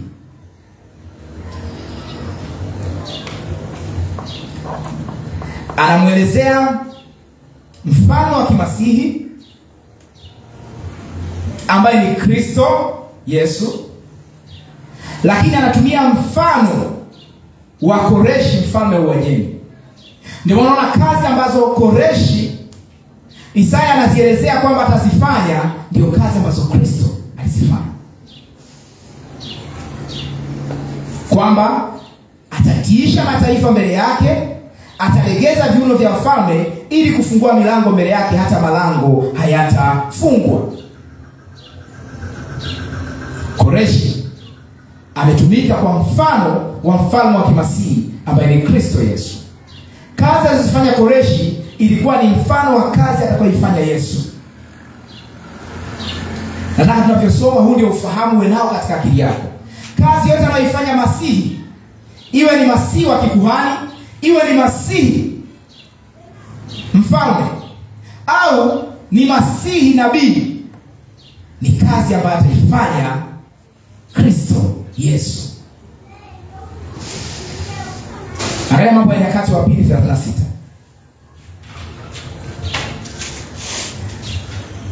Mambo ya Nyakati 36. Mambo ya Nyakati 36. Mambo ya Nyakati wa Pili, samahani. Mambo ya Nyakati wa Pili 36. Mambo ya Nyakati wa Pili 36. Angalia mstari wa 22 na wa 23. Anasema, ikawa katika mwaka wa kwanza wa Koreshi mfalme wa Uajemi, ili kwamba neno la Bwana alilolisema kwa kinywa cha Yeremia lipate kutimizwa, Bwana akamwamsha roho yake Koreshi mfalme wa Uajemi, hata akapiga mbiu katika ufalme wake wote, akaiandika pia akisema, Koreshi mfalme wa Uajemi asema hivi, Bwana Mungu wa mbinguni amenipa falme zote za dunia, naye ameniagiza nimjengee nyumba katika Yerusalemu ulioko Yuda. Basi kila mtu katika ninyi nyote mlio watu wake, Bwana Mungu wake na awe pamoja naye na akoe. Koreshi anapewa kazi ya kumjengea Bwana nyumba. Yesu anazungumza na wanafunzi wake katika kitabu cha Yohana sura ya 14. Anasema, ninakwenda kuandalia makao. Kazi ya Koreshi ni mfano wa kazi ambayo mfano wa kimasihi Yesu Kristo ataifanya au alifanya. Katika jicho la kinabii kwenye maandishi ya neno la kale linatazama kazi ambayo Kristo ataifanya. Kwa mfano yeyote ambaye alikuwa anafanya kazi kwa namna ambayo Kristo ataifanya, alikuwa anapakwa mafuta. Kwa hiyo unapoona yale mafuta, kuna ujumbe. Kwenye mafuta kuna ujumbe. Angalia Ezra 1.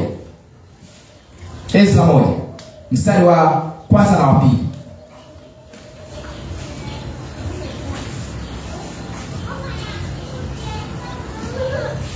Mstari wa kwanza na wa pili. Unapoona mafuta, usikimbilie tu kwenda kutengeneza mafuta.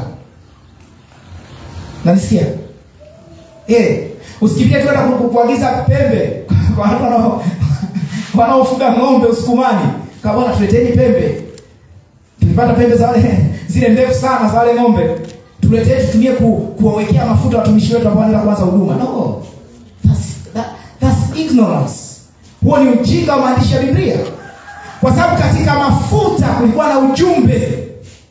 Nimesema yeyote ambaye alikuwa anafanya kazi ambayo ni mfano wa kazi ambayo ataifanya Kristo, alikuwa anapakwa mafuta. Kwa nini? Kwa sababu katika mafuta kuna ujumbe. Yule atakayefanya kazi kama hii.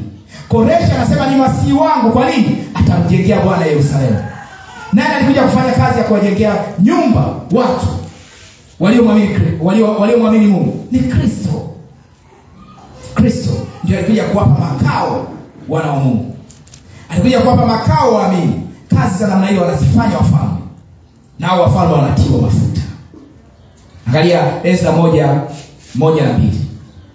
Anasema, Ikawa katika mwaka wa kwanza wa Koreshi mfalme wa Uajemi, ili kwamba neno la Bwana alilolisema kwa kinywa cha Yeremia lipate kutimizwa. Bwana akamwambia, akamwamsha roho yake Koreshi mfalme wa Uajemi, hata akapiga mbiu katika ufalme wake wote, akaandika pia akisema.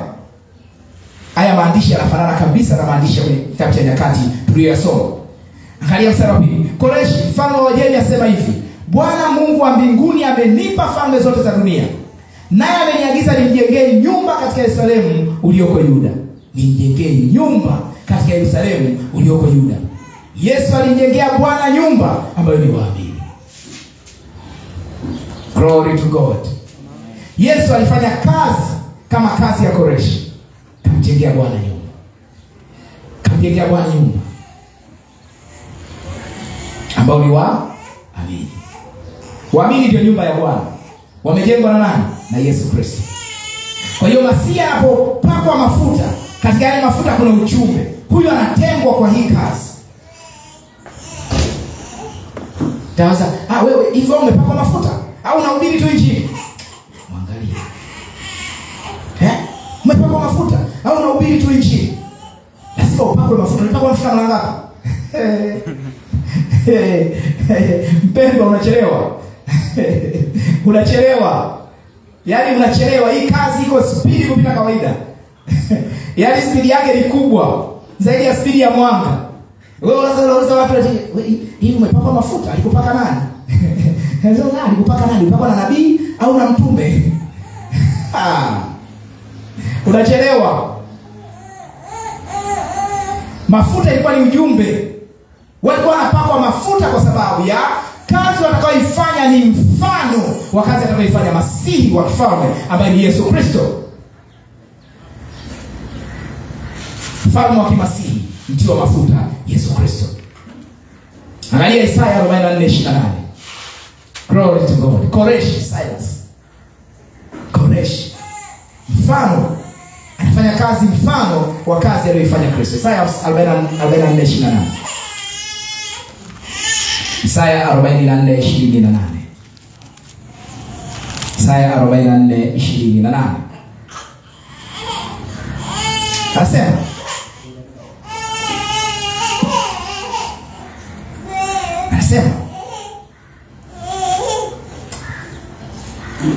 Waanze mstari wa 24. Bwana mkombozi wako, yeye aliyekuumba tumboni, asema hivi: Mimi ni Bwana, nifanyaye vitu vyote, nizitandaye mbingu peke yangu, nienezaye nchi. Ni nani aliye pamoja nami? Nizitanguaye ishara za waongo na kuwatia waganga wazimu, niwarudishaye nyuma wenye hekima na kuyageuza maarifa yao kuwa ujinga. Nilithibitishaye neno la mtumishi wangu na kuyafikiriza mashauri ya wajumbe wangu. Niuambiaye Yerusalemu, utakaliwa na watu, nayo miji ya Yuda itajengwa, nami nitapainua mahali pale palipobomoka. Niviambiaye vilindi, kauka, nami nitaikausha mito yako. Angalia mstari wa 28. Nimwambiaye Koreshi mchungaji wangu, naye atayatenda mapenzi yangu. Hata ataunena Yerusalemu utajengwa, na hilo hekalu msingi wako utawekwa.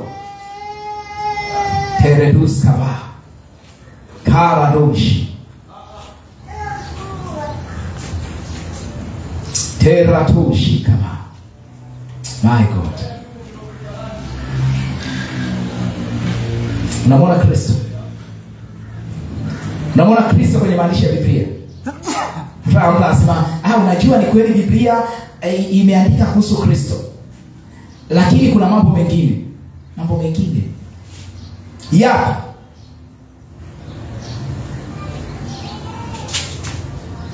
aenda kuwafundisha watu kwa kutumia mfano wa Koreshi, wakajenge vijiji vyao mpinga huko. Unachelewa. Naudia msamiati tena na tena. Mtu yote ambaye hataki kung'amua ukweli wa neno la Mungu kwamba Biblia inamzungumza Kristo, anachelewa. Ulimwengu wa maarifa katika Kristo unaenda spidi ya ajabu. Kuna siku utakosa cha kuhubiri, na hiyo siku inakuja, ipo karibu. Nimwambiaye Koreshi mchungaji wangu, naye atayatenda mapenzi yangu. Hata ataunena Yerusalemu utajengwa, na hilo hekalu msingi wako utawekwa. Hakuna hekalu tena Yerusalemu. Na kuna watu wanategemea kwamba kuna siku hekalu la nani litasimamishwa la Suleiman. Hizo ndio siku zenyewe Yesu atakuja siku kufanya nini Yerusalemu. No. Hekalu limeshajengwa. Mungu anakaa ndani yetu. Mungu anakaa ndani yetu. Biblia inazungumza sisi ni hekalu la Mungu. Nani katujenga? Yesu ametujenga. Kwa unapomtazama Koreshi kama mti wa mafuta, katika yale mafuta yanayotiwa unaona ujumbe. Kwamba sio Koreshi tu, Koreshi kuna kitu anazungumza. Kwa macho yangu hayaishi kwa Koreshi, yanamtazama Koreshi anamzungumzia nani. Ndio maana ukimwona Kristo umefika, tukiwa ndani ya Kristo. Ya kale yamepita, tazama yamekuwa mapya. Unapomwona Daudi anatiwa mafuta, huhangaiki na pembe. Unahangaika na unaagiza vipembe viweko kwenye branch zako zote makanisa yote. No! Unaona ujumbe kwamba Daudi anazungumza kuhusu fulani. Mfano wa kimasia atakayekuja ataifanya hii kazi. Anazungumza Yesu Kristo.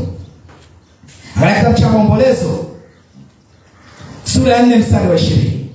Muda wetu unakimbia na tutaenda mwisho sio muda mrefu. Lakini nataka niweze kumalizia baadhi ya vitu kwa siku ya leo. Maombolezo 4:20. Biblia inazungumza kuhusu Kristo. Biblia haizungumzi kuhusu Kristo. Biblia utajifunza hata uinjinia. Utajifunza uinjinia kutumia Biblia. Uone Nuhu alijenga safina. Nenda katengeneze meli kwa kutumia vipimo vya Nuhu.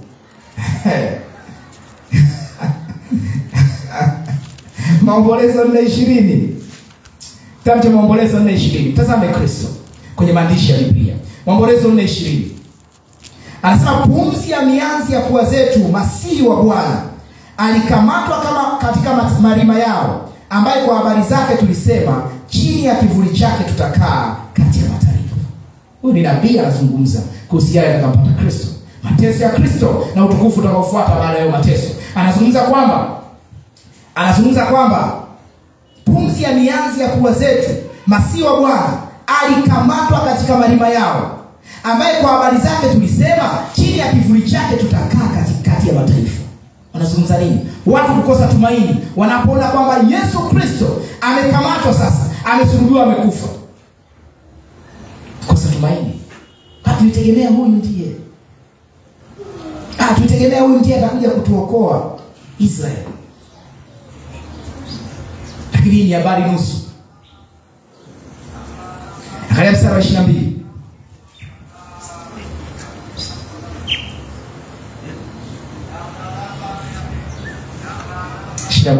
Huu ni ukweli nusu. Kwa sababu ukweli halisi, pamoja na kwamba alikosa tumaini kwamba huyu Masihi wa Bwana alikamatwa na marima yao, lakini huyu Masihi wa Bwana alishinda mauti akafufuka. Hiyo ni habari nyingine. Ndio maana manabii wanazungumza nusu. Na hauwezi kuchukua taarifa ya nabii mmoja ukasimama nayo. Lazima tuchukue ujumbe wa manabii wote.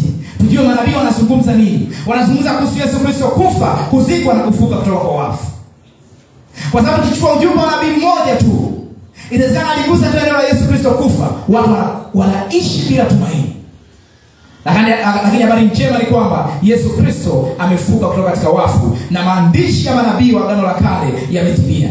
Kwamba Masihi wa kifalme ambaye ni Yesu Kristo amedhihirika na ameifanya kazi yake ilivyo sahihi. Danieli 9:25. Danieli 9:25. Danieli 9:25. Kristo, mtu akiwa ndani ya Kristo, inamaanisha nini?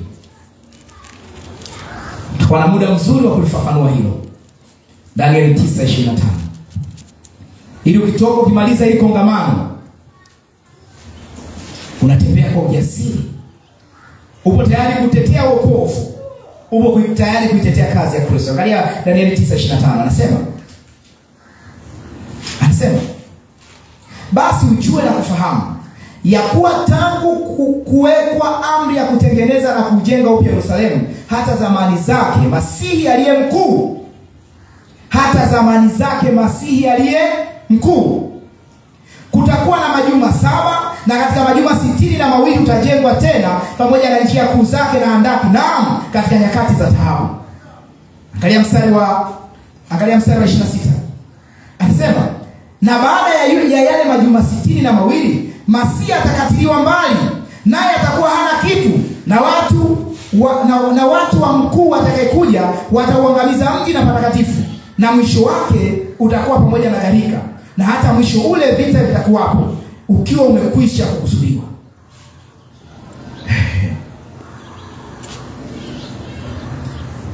Masihi aliye mkuu, tafsiri ya Kiingereza anasema Messiah the Prince. Messiah the Prince. Mstari wa 26 anasema Masihi atakatiliwa mbali. You can just imagine, watu wasiojua maandishi ya Biblia, hii mistari wanaitumia kusubiria maisha baada ya unyakuo. No, hii mistari ilikuwa inazungumza kuhusu mateso yatakayompata Kristo na utukufu utakaofuata baada ya mateso. Masihi kukatiliwa mbali ni Yesu Kristo kufa. Ndio maana nikasema ujumbe wa manabii uchukue ujumbe mmoja. Hauchukui kipande cha ujumbe kutoka kwa Danieli unatembea nacho. Masihi atakatiliwa mbali. Yesu akija atakatiliwa mbali. Yesu akija atakutana si wafalme wa dunia, atapigana naye. Si atakuwa anatumia vifaru, wengine wanatumia makombora, anapigana na Yesu. No. Biblia inazungumza kuhusu mateso yatakayompata Kristo na utukufu utakaofuata baada ya mateso. Kwa anapozungumza kuhusu Masihi atakatiliwa mbali, ilikuwa inazungumzia kuhusu Yesu Kristo kufa na kwenda kuzimu. Hizo ndio nyakati ambazo haya maandishi yanazungumza. Hizo ndio nyakati ambazo Danieli anazungumza. Glory to God. Hallelujah. Amen. Hallelujah. Amen. Masihi atakatiliwa mbali. Wakati Danieli anaandika haya, alikuwa haoni pembe ya mafuta. Katika yule mpako wa mafuta alikuwa anaona ujumbe, message. Anamuona mtu na anawasilisha ujumbe kupitia huyo mtu. Masihi, mpako wa mafuta. Hatuoni pembe. Hatuoni pembe. Angalia Habakuki 3:13. Habakuki 3:13. Usiwepo kati ya watu ambao wanasubiri siyo unyakuo ukipita Yesu atarudi apigane na Marekani, apigane na Russia, ndio sasa Putin anagombana na Israeli. Huu ndio mwisho wake. May God help you. Mungu akusaidie. Mungu akusaidie. Angalia Habakuki 3:13. Habakuki 3:13.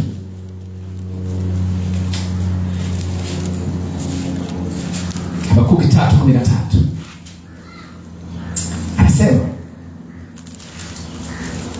Anasema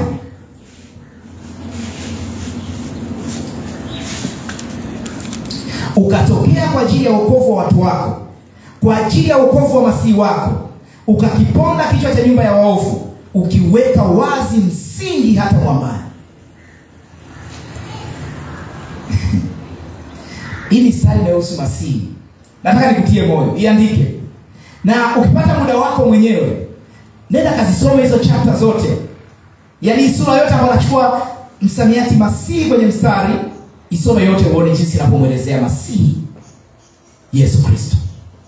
Hebu ngoja tuione hii. Tuione hii. Angalia mstari unaofuata kwenye hii Habakuki 3. Anasema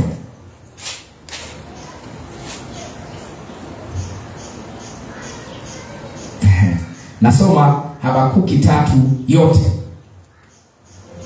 Amen. Habakuki 3 yote. Hii ni kanisa la mafundisho ya Biblia. Amen. Kwa msione kwamba mchungaji anatuchosha. Mchungaji anatuchosha. No. Lengo langu sio kuwachosha. Lengo langu nataka muwe na knowledge. Na ufahamu kwa ajili ya nini? Kuitetea Injili. Sio kwa ajili ya kwa sababu mimi nina maarifa na najua Mungu. No, ni kwa ajili ya kuitetea Injili kwa sababu hii ndio kazi yetu. Ndio maana nataka tusome Habakuki 3 yote alafu tutairisha. Sala ya Nabii Habakuki. Bwana nimesikia habari zako nami nikaogopa. Bwana, fufua kazi zako katikati ya miaka. Katikati ya miaka tangaza habari yake, katika ghadhabu kumbuka rehema. Mungu alikuja kutoka Temani, yeye aliye mtakatifu kutoka mlima Parani. Utukufu wake ukazifunika mbingu, nayo dunia ikajaa sifa yake. Mwangaza wake ulikuwa kama nuru, ulikuwa na mishale ya nuru bavuni pake, ndipo ulipofichwa uweza wake. Mbele zake ilikwenda tauni, na makaa ya moto yakatoka miguuni pake. Akasimama akaitetemesha dunia, akatazama akawasitusha mataifa, na milima ya zamani ikatawanyika, vilima vya kale vikainama. Miendo yake ilikuwa kama siku za kale, na aliziona hema za Kushani katika taabu. Mapazia ya nchi ya Midiani yakatetemeka. Je, Bwana alikasikia mito? Je, hasira yako ilikuwa juu ya mito? Au ghadhabu yako juu ya bahari, hata ukapanda farasi zako katika magari yako ya wokovu? Utawako ukafanya wazi kabisa. Viapo alivyopewa kabila vilikuwa neno thabiti. Ukaipasua nchi kwa mito. Milima ilikuona ikaogopa. Gharika ya maji ikapita, vilindi vikatoa sauti yake, vikainuka juu ya mikono yake. Jua na mwezi vikasimama makaoni mwao, mbele ya nuru ya mishale yako ilipotapakaa, mbele ya mwangaza wa mkuki wako umeremetao. Ulikwenda katikati ya nchi kwa ghadhabu, ukawapura mataifa kwa hasira. Ukatokea kwa ajili ya wokovu wa watu wako, kwa ajili ya wokovu wa masihi wako. Ukakiponda kichwa cha nyumba ya waovu, ukiweka wazi msingi hata mwambani. Ukakichoma kichwa cha mashujaa wake kwa fimbo zao wenyewe. Wakaja kama kisulisuli ili kutawanya, kama wakifurahi kuwameza maskini kwa siri. Ukaikanyaga bahari kwa farasi zako, chungu ya maji yenye nguvu. Nikasikia tumbo langu likatetemeka, midomo yangu ikatikisika kwa sauti ile. Ubovu ukaingia mifupani mwangu, nikatetemeka katika mahali pangu, ili nipate kuingoja ile siku ya dhiki, kundi lao washambuliao wako yapo juu ya watu. Maana mtini hautachanua maua, wala mizabibu hamtakuwa na matunda. Taabu ya mzeituni itakuwa bure, na mashamba hayatatoa chakula. Zizini hamtakuwa na kuni, wala vibandani hamtakuwa na kundi la ng'ombe. Walakini nitamfurahia Bwana, nitamshangilia Mungu wa wokovu wangu. Yehova aliye Bwana ni nguvu zangu. Yeye huifanya miguu yangu kuwa kama ya kurungu, naye ataniendesha katika mahali pangu palipoinuka. Ni ujumbe wa wokovu.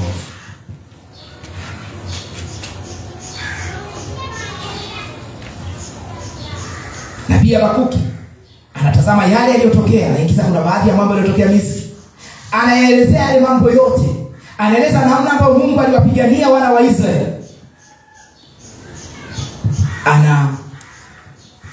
Katika hayo yote anatengeneza watu waweze kuona sura ya wokovu, ushindi wa Yesu Kristo dhidi ya mauti, mateso ya Kristo na utukufu utakaokuwapo baada ya hayo mateso. Ndio maana Habakuki anazungumza kwamba kwa ajili ya wokovu wa masihi wako, ukakiponda kichwa cha nyumba ya waovu, ukiweka wazi msingi hata mwamba. Haya ni maandishi ambayo unajua hao manabii walikuwa wanazungumza kwa namna ya lugha za picha. Wanatengeneza kitu kama shairi. Ujumbe wao unawekwa kwenye kitu kama shairi, lakini katika huu ujumbe wao anachokiwakilisha hapa, anakiwasilisha ni mateso ya Kristo na utukufu utakaokuwa kwako baada ya mateso. Kwa masihi anayemzungumza hapa, anazungumza nani? Kristo, mfalme wa kimasihi, yeye aliyeshinda mauti. Amen. Ili amkomboe mwanadamu kutoka kwenye dhambi.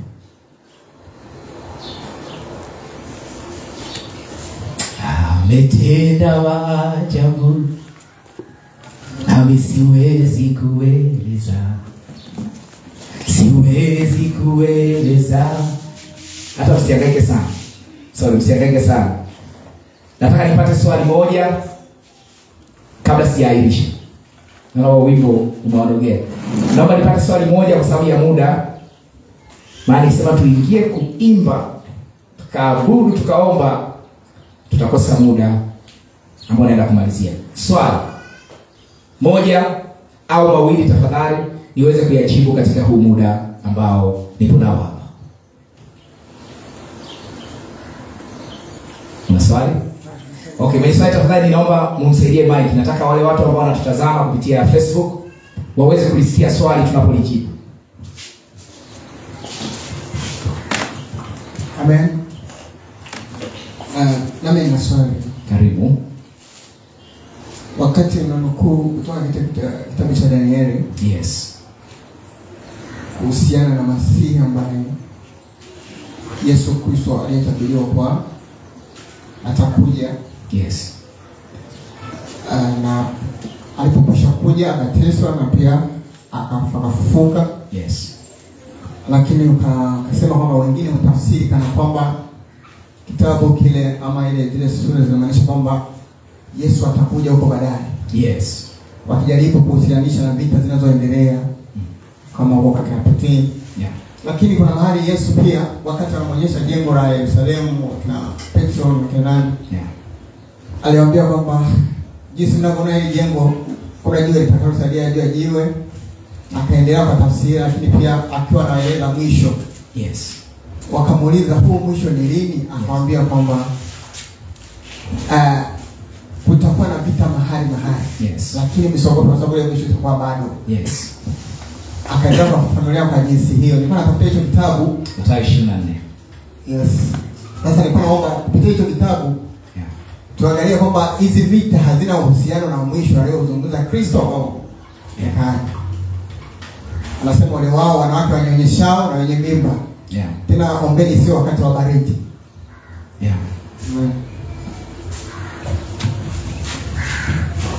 Hallelujah. Okay, tena kulijibu hilo swali. Sawa? Mathayo 24 tuanzie mstari wa kwanza.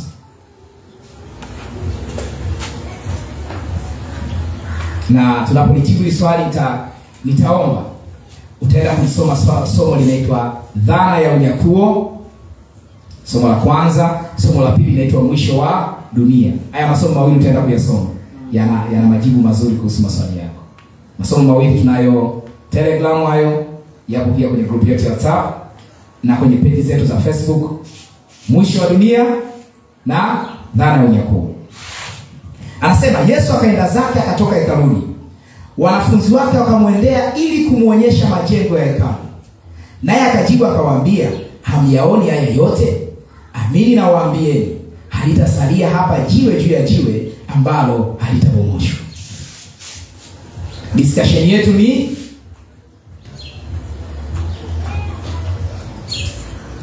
majengo ya hekalu. Kwa maana yake haya mazungumzo yanazungumzia majengo ya hekalu. Yesu anawaambia, amini nawaambieni, halitasalia hapa jiwe juu ya jiwe ambalo halitabomoshwa.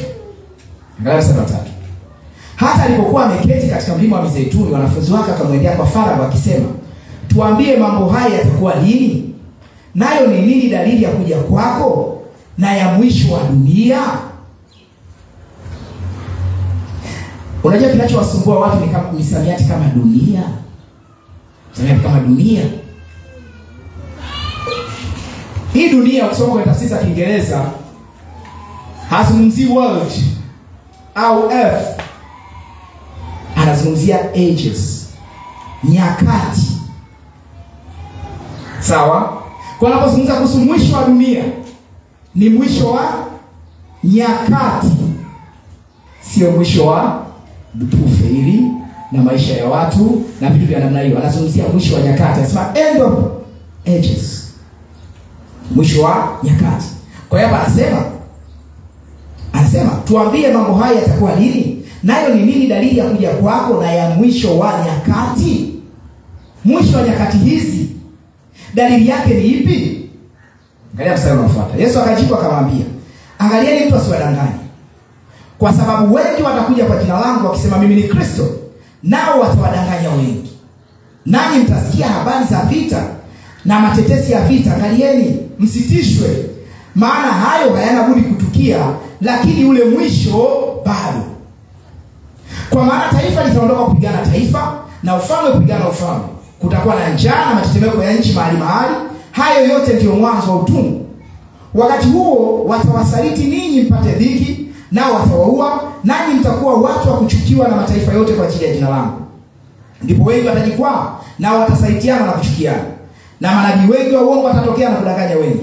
Na kwa sababu ya kuongezeka maasi, upendo wa wengi utapoa. Lakini mwenye kuvumilia hata mwisho ndiye atakayeokoka. Tena habari njema ya ufalme itahubiriwa katika ulimwengu wote kuwa ushuhuda kwa mataifa yote, hapo ndipo ule mwisho utakapokuja. Naenda mstari wa 15 ambao utajibu na swali lako la kitabu cha nani? Kitabu cha Danieli. Basi hapo mtakapoliona chukizo la uharibifu lile lilonenwa na nabii Danieli limesimama katika patakatifu, asomaye na afahamu. Ndipo walio katika Uyahudi na wakimbilie milimani, naye aliye juu ya dari asichukue kuvichukua vitu vilivyomo nyumbani mwake, na wala aliye shambani asirudi nyuma kuichukua nguo yake. Ole wao wenye mimba na wanyonyeshao siku hizo. Ombeni kukimbia kwenu kusiwe wakati wa baridi, wala siku ya Sabato. Discussion yetu ni hekalu. Kazi ya hekalu ilikuwa ni nini? Maana tunazungumzia hekalu la Musa. Kazi ya hekalu ilikuwa ni nini? Ilikuwa ni mahali pa ibada. Lakini hekalu ilikuwa ni mfano wa nyumba ya Mungu. Tunakubaliana? Hekalu ilikuwa ni mfano wa nyumba ya lile jengo. Ilikuwa ni mfano wa nyumba ya Mungu. Na nyumba ya Mungu katika mwili ilikuwa ni hekalu, sio? Baada ya Yesu Kristo kudhihirika na kuifanya kazi yake,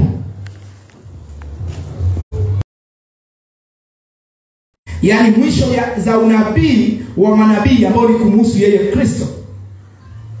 Maana Kristo anapokufa na kufufuka, kuna wakati unaisha na kuna wakati unaanza. Kwa haya mazungumzo yanazungumza kuhusu mwisho wa wakati wake yeye.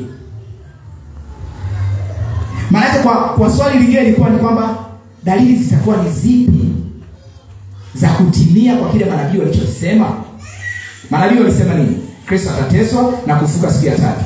Maana Yesu Kristo anapokufa na kufufuka, ibada za mahekalu, ibada zote za kwenye hekalu zilikuwa zinakoma. Maana zile nyakati zinaisha, wakati mpya unaanza. Ndio maana mstari wa 15 anasema, basi mtakapoliona chukizo la uharibifu lilo lililonenwa na nabii Danieli limesimama katika patakatifu, asomaye na afahamu. Ndipo walio katika Uyahudi na wakimbilie milimani, naye aliye juu ya dari asishuke kuvichukua vitu vilivyomo nyumbani mwake, wala aliye shambani asirudi nyuma kuichukua nguo yake. Chukizo la uharibifu limeingia patakatifu. Patakatifu ni wapi? Alikuwa anazungumza kuhusu hekalu. Hazungumzi kuhusu kwa sasa hivi ukisubiri chukizo la uharibifu liingie patakatifu. Patakatifu ni wapi sasa hivi?